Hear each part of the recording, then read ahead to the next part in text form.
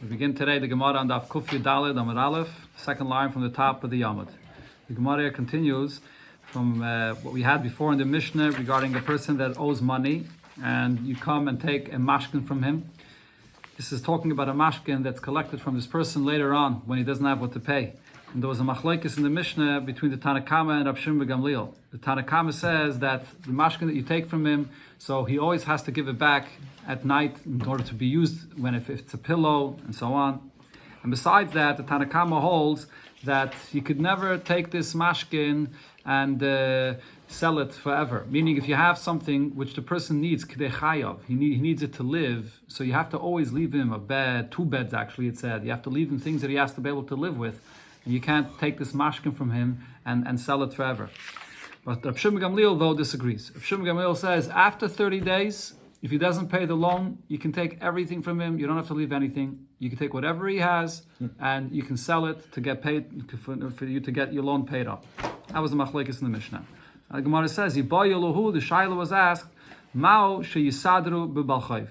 When it comes to this person that owes you money, and you're confiscating from his objects that he owns for a mashkin, so do you have to arrange and leave for him those things that he needs to live with? Or no, you don't have to. You can, after 30 days, you can take it and sell it forever. This is Rashi's pshat in the Gemara here. In other words, the Gemara really is asking, do we paskin like the Tanna Kama that says that even after 30 days, you can never sell it, you always have to leave him things that he has to live with? Or no, after 30 days, you're allowed to sell whatever it is in order to get your loan paid up. Now, what's the basis of this shaila? Mi gomar, do we learn out Gzeira Shava? Micha me'erechen. Do we learn out the Gzeira Shava of 2 words of Micha, one that's written by Erechen and one that's written here by a Balchayv? What's the lashon that it says by Erechen? Over there the pasuk says that Kiyomoch achicha. Kiyomach actually is the pasuk that says by a Balchayv. Over there by Erechen it says Imachu me'erkecha. Erkecha means a person that says the value of my body I donate to hektish, or the value of that person's body I will donate to hektish. Over there the pasuk says that if the person is poor and he can't give to hektish what he said he would donate, so then you have to evaluate what he needs to live, and besides what he needs to live, the gizbar of hektish comes and collects. So by a loive, by a borrower, the pasuk also uses a similar term, v'chiyamuch.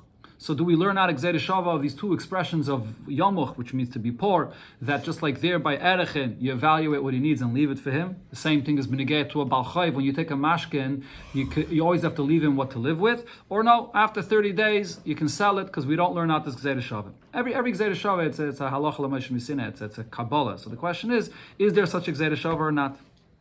Tashema, so the Gemara says, let's prove this, because the Shalach, Ravin be'igrisei, Ravin sent in a letter that he sent from Eretz Yisrael to Bavel. Ravin, you always find in the Gemara, was traveling from Eretz Yisrael to Bavel. He would bring halachas that was taught in Eretz Yisrael to the Amiraim in Bavel. But even when he couldn't come, he would send a letter of certain halachas. So here he sent like as follows: Sha'alti l'chol rabbaisai, I asked all of my teachers about this question regarding whether we paskin like Rav Shimon ben Gamliel or like the Tanna Kama, whether you can sell everything after 30 days. V'lo yamru li davar. They didn't give me any answer. Beram, however, there was a different shaila that was asked in the Beis Medrash, and based on the answer that they gave to that shaila, I understood what the halacha here is by a Balchayv. What was the shaila? A person that makes a pledge, I'm going to give a mana to the Beis Hamikdash, to the Bedek HaBayis. Mahu sheyisadru. In this case, do I also apply the halacha that it says by Erechin that you have to arrange and leave for the person what he needs to live? So a neder for hektish and Erechin are 2 different ways a person can make a pledge to give money to hektish, but it's in a different way. Erechin is when a person says the value of my body is upon me that I'll give to hektish. There's what the pasuk specifically says that if he can't afford to give it, so then Bezdin has to evaluate, or the Gizbar has to evaluate what he needs to live. A neder by hektish doesn't say that in the Torah. You don't have to. It doesn't say in the Torah that loisasig yodeh. Oh, let me just explain again what I just said. Let me clarify here. I didn't say it correctly 100%. Loisasig yodeh means there's 2 different things over here. The halacha by Erechin is we evaluate what he could afford, and we leave him what he needs to live with, and that's what he's going to have to give to hektish. And then later on, even if he gets more money, even if he gets richer later, he does not have to give it to hektish. When a person says, Erki alai, whatever you can afford now is what he gives, and after that he doesn't have to give. By a regular neder, it doesn't work that way. By a regular neder, if he can't afford it now, but he could afford it later, whenever he could afford it, he has to give it to hektish. But the question, though, that the Gemara is asking here, do I say regarding a regular neder by a hektish, when a person makes a pledge of $100, that you come and evaluate what he needs to live, and only after you leave that for him, do you take the $100 from him? Similar to the halacha by erechem. That was the shaila that was asked. So, and then what was the answer that was given to that? Rabbi Yaakov, Mishmei de Bar Poda, Rabbi Yirmiyah, Mishmei de Ilfa, they both said, Kavachaymer mi balchayv. This halacha regarding a neder for hektish could be learned out with a kavachaymer from a person that owes money. Uma balchayv shemachzirin. If when it comes to a balchayv, you take a mashkin from a balchayv. So the Torah says that you have to give it back to him at night or by day if this is something that he needs to use to sleep with or to work with. A misadrin, the halacha by a balchayv is that you will not have to leave over for him. After 30 days, you don't have to leave for him things that he needs to live with. You can go and sell it completely. So here you see that they're saying, like Rav Shimon Gamliel's opinion, that by a balchayv you can take it and sell everything. So hektish, machzirin, by a hektish. If a person owes hektish money, and you're taking a mashkin from him for this, and that mashkin that hektish takes, you don't have to give back to him in order to sleep with at night or to work with it by day. The Gemara is soon going to bring the source for that. So ein edin, she'em esadrin. Most definitely, in such a case by hektish, you don't have to arrange for him to have money or the basic things that he needs to live with.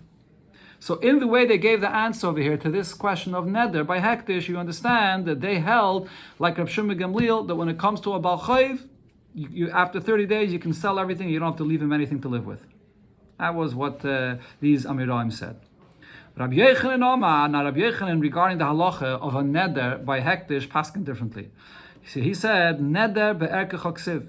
The pasuk, when it talks about a person that said, I'm going to give the value of my body to hektish, it uses the term neder be'erkecha. There's a vow and there's the erech that a person says will give. And we compare the two. Ma erechin, just like when it comes to erechin, misadrin, we only take from the person after we arrange for him to keep what he needs to live. Av hektish, the same thing when a person makes any neder, any pledge for hektish, misadrin. We still keep for him what he needs, and then we take the rest for hektish. So he argues with the other Amiraim that learned out of Kavachayim from the Balchayv. Now, the other opinion that disagrees with this, so this pasuk of neder be'erkecha, to compare every neder, any kind of pledge for hektish to the halacha be'erechin, what do they learn out from that? That comparison is to something else. L'nidin b'chvaydai hu da'asa.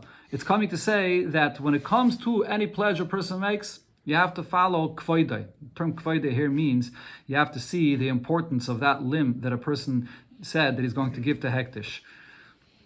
So af hektish nidem b'chvoide. Now what this means is if a person says that he's going to give the value of his head to hektish, or the value of his heart to hektish, or the value of his finger to hektish, does that mean he has to give the value of the entire body or not? So it depends. You have to look at the importance of that limb of the body. That's what the term covered here means.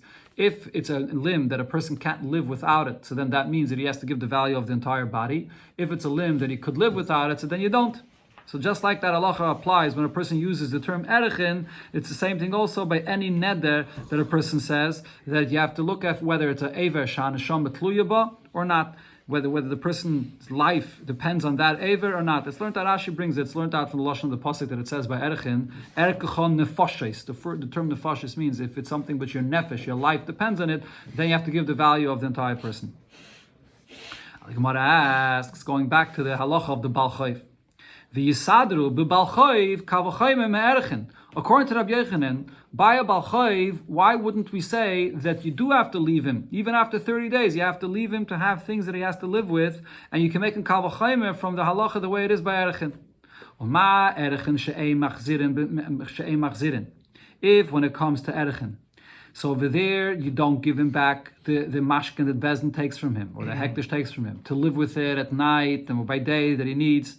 But nevertheless, misadrin, over there by erechin, the halacha is that you do have to leave for him the things that he needs to live with. That everybody, this is actually not only according to Rabbi Yechanan, everybody agrees to this, that by Erchin, you have to leave for him what he needs to live with.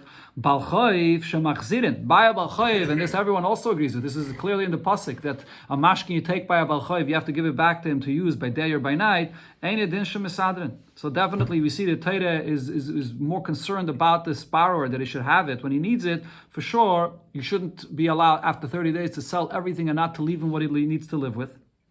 Amakra, so the pasuk says, "Ve'im machu me'erkecha."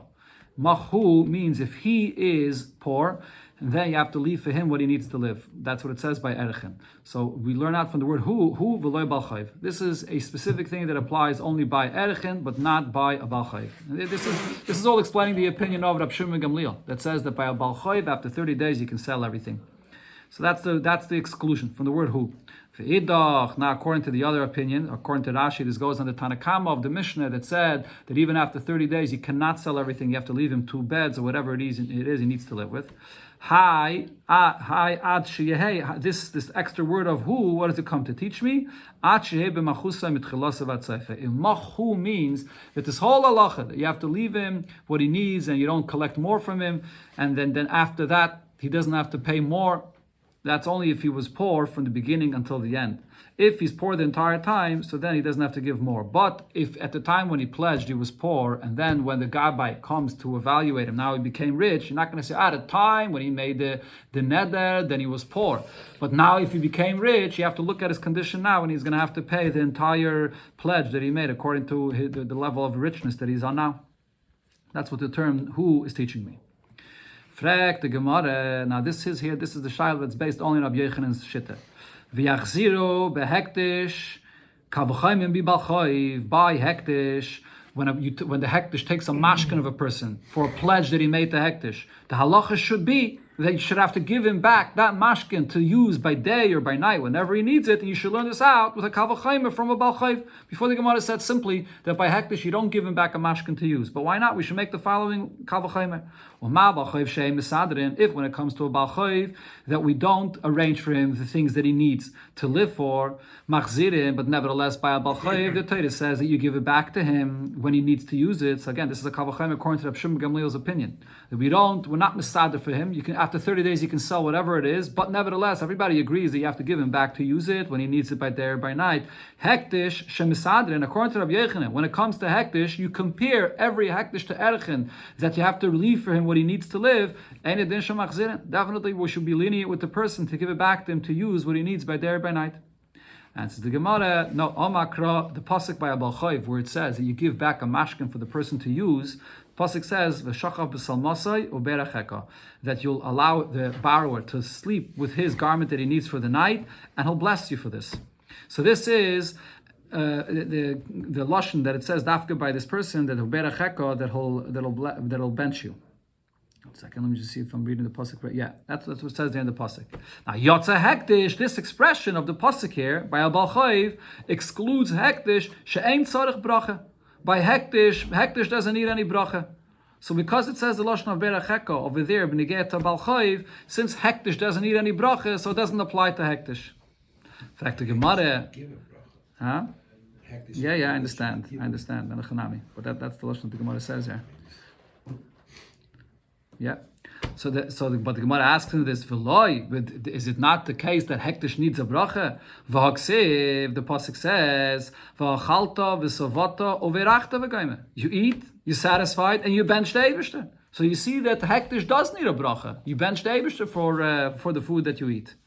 Okay, so this is an inyan that's explained in Chassidus in many places, the idea of benching the Eibishter, bracha. What does it mean? So one of the things that Chassidus says about a bracha is that the taich of the word bracha means lashon hamavrich, when you draw down, when you take a branch and you draw it down and you replant it into the ground. The idea of a bracha is that you're bringing down, you're revealing, you're bringing down the Eibishter into the world. That's what a bracha really accomplishes. So if that's the case, a bracha applies by hektish as well. Ella, so therefore the Gemara says, Makra, the pasuk says, Ulucha tiyet tzedakah, that when you'll give back this object of a mashkin for the person to use, so then it'll be a tzedakah for you. You're doing tzedakah here. What does this mean? Mi shetzarich tzedakah, yotza hektish she'ein tzarich tzedakah. So therefore, this excludes hektish. Since hektish does not need tzedakah, the Torah is using this term of tzedakah over here regarding a mashkin that you give back to the loive to tell you that you exclude hektish. That over there, since hektish doesn't need any tzedakah, so this halacha of giving it back does not apply. Ashkechei Rabbe Baravua leEliyahu. Rabbe Baravua met Eliyahu Hanavi. The Koi bebeis hakvaris shalev the kechavim. Where was Eliyahu Hanavi? He was in a beis hakvaris of Goyim. Amalei says to Eliyahu Hanavi and asked him this question that we were discussing here. Ma'o sheyisadru b'balchayv. What's the halacha? Do we pass like the Tanakama or like Rav Shimon Gamliel? Do we allow a balchayv even after 30 days to keep his basic needs that he needs to live with, or not?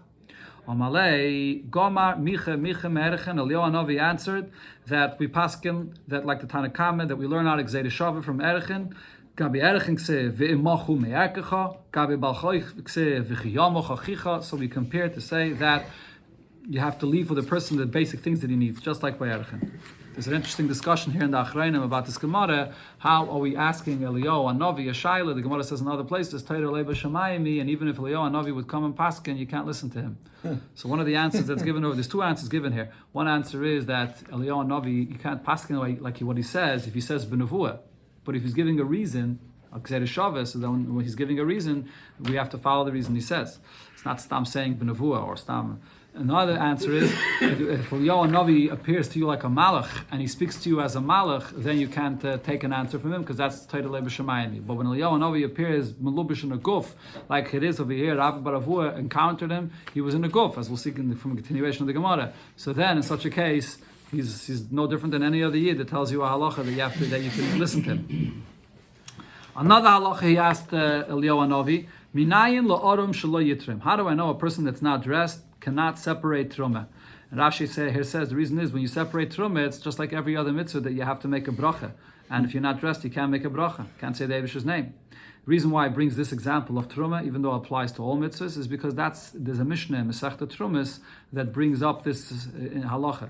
Ein makbiin truma orim. So what's the source for this? So Eliyahu Hanavi said, that when you're saying the Eibish's name, there should not be a erva, should not be exposed in such a time. Amalei, so now Rabbi Baravua tells Eliyahu Hanavi, what are you doing here in a Beis HaKvaris? Lav Kayinu? Are you not a Kayin? Lav Kayin Humar, is the master not a Kayin? My time of Kayin Mar Beis HaKvaris. Why are you in a Beis HaKvaris? Kayin is not allowed to be in a Beis HaKvaris. Amalei, so he said to him, Lemasni Mar Taharis. Did the master not learn what it says in the Mishnayos or in the Braises of the Seder of Taharis? The Tanya, it says in the Braise, the Kvarim of Goyim, Ein Metamim. They don't make a person tummy. Shenema, the Pasuk says, Ve'ete and Tzaini, Tzain Marisi, my sheep will be the flock of my sheep that graze. Adam Atem.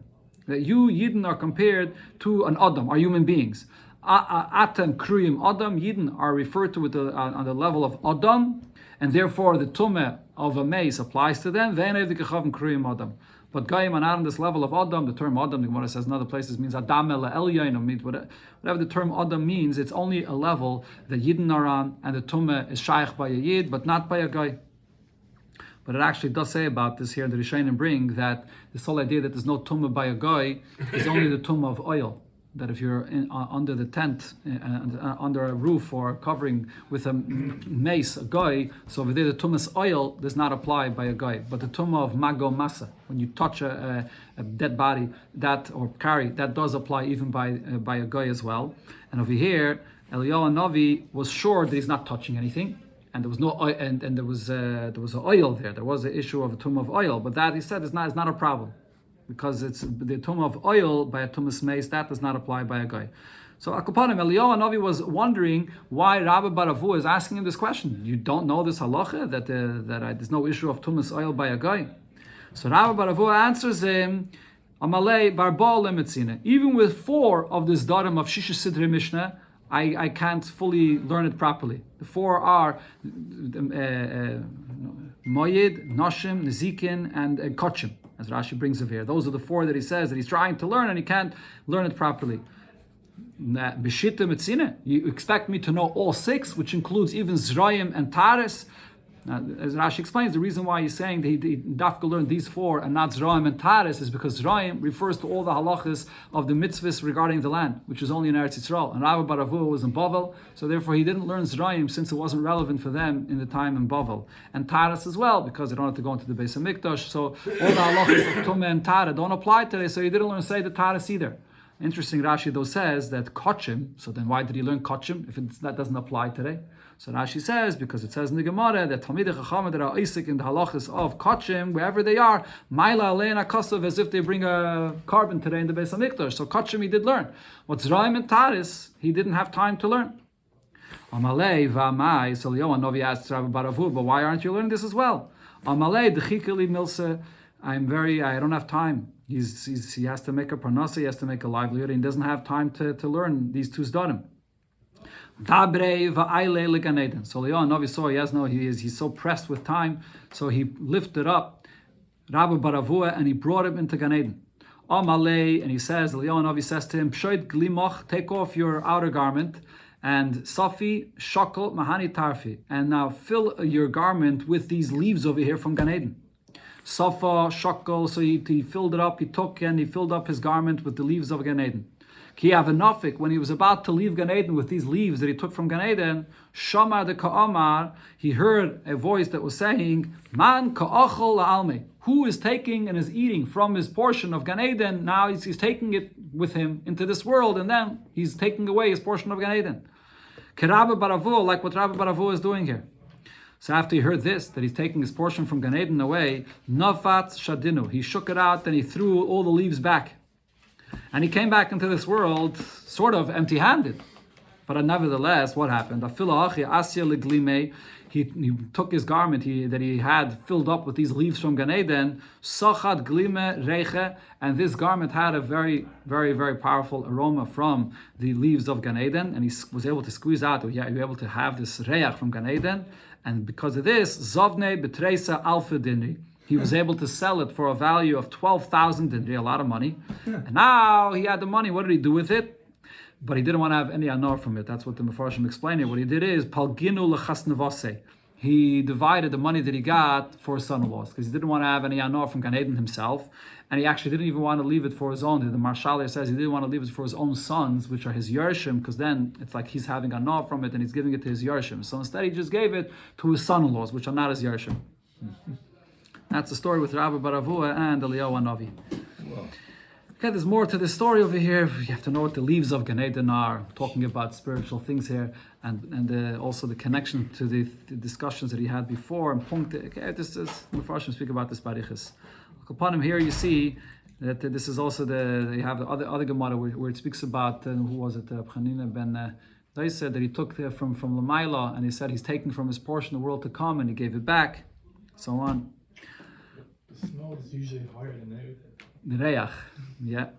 So it's an even a higher level that he got. Okay, going back to the subject we're discussing, a person that takes a mashkin for a loan.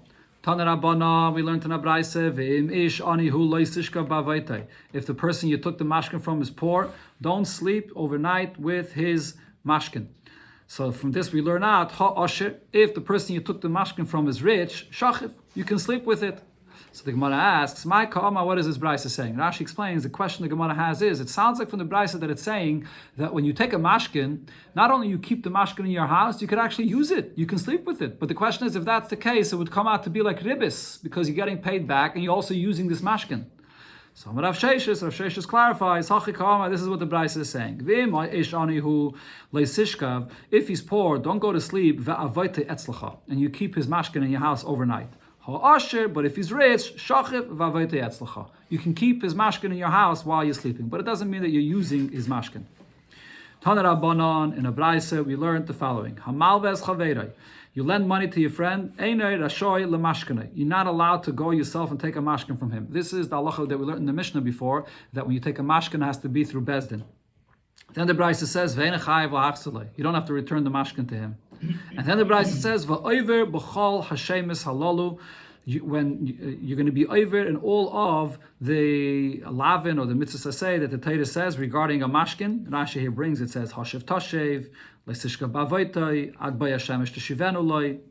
Okay, so the Gemara right away asks on this brisa, "My ka'omar." What is this brisa saying? It seems to contradict itself. It says you don't have to give it back, and then a second later it says that you're going to be over. Sounds like if you don't give it back, you're going to be over and all these things that the Torah says. So there's a contradiction here in the words of the brisa. So the Gemara brings two pshatim what this brisa is saying. Amar Rav Sheshe, so Rav Sheshe says the pshat is as follows: Hachi ka'omar. Hamal ves chaveiroi, when you lend money to your friend, you yourself are not allowed to go and take the mashkin. It's a bezdin. The bezdin has to come and take the mashkin from him. V'im mishkanoi, if you were over, you didn't listen and you went and took the mashkin anyways, chayiv la'achsaloi. So then you're obligated to return it. V'over b'chol Hashem esalalu aseife. And then in the end of the brisa, when it says that if you're not returning it according to the way you're supposed to, so then you're going to be over on everything that it says in the Torah, as I mentioned, the psukim, and that goes in the last point there, when it says that you weren't supposed to take the mashkin because you took it without the bezin. So if you don't return it, you're going to be over. It's one shot. Rava Omar, another pshat, Rava says, Hachi Kama, this is what the brisa is saying. Hamal ves chaveiroi, when you lend money to your friend, you're not allowed to take a mashkin yourself without the bezdin. Then you have to read in the brisa, V'im mishkanoi, if you took the mashkin, chayiv la'achsaloi, you have to return it to him. Then this is all what's missing in the brisa. I mean, according to both of these pshatim, the way we read the brisa in the beginning was incorrect. So here, according to this pshat, you have to add into the brisa. When is this the case that you have to give back the mashkin that you took incorrectly without the bezdin? That's if you're taking a mashkin not at the time when the loan begins. If this is a mashkin that you take in the beginning of the loan, then that's a mashkin that you can take without a bezdin.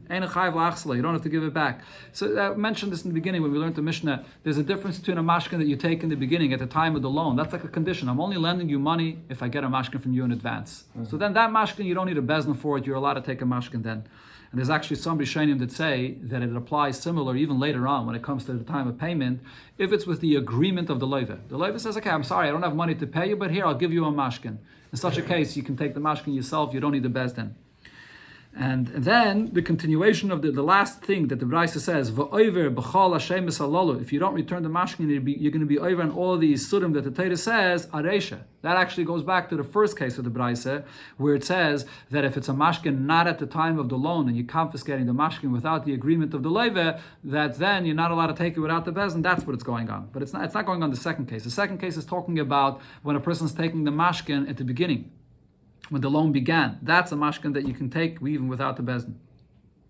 Tani Rav Shezvi learned in a brisa, Kamei de Rava, in front of Rava, so he learned a brisa that says as follows: Ad boy Hashemesh tishivenuloi, that until sundown, return to him this item, to the loiva. What does this mean? What item do you have to return for a person during the day? So he learned in the brisa that it says Zuk sus laila. That refers to a garment that's used by night.